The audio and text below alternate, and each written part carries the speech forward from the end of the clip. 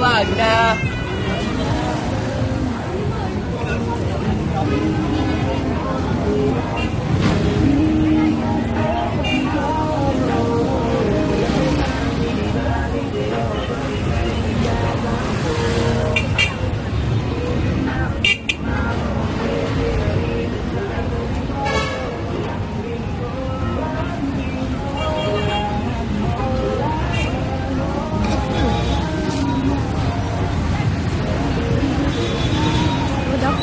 Dito tayo ngayon sa Baclaran kung saan ang daming dagsa ng mga mamimili dito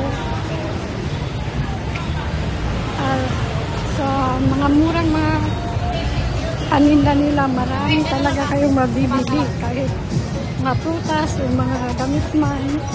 Nandito lang kayo sa Baclaran, punta lang kayo dito, kayo na lang inaantay at sana may panahon kayo na makahabol pa kasi malapit na yung Pasko. Ang daming mga snack dito. Tulad ng mga turon.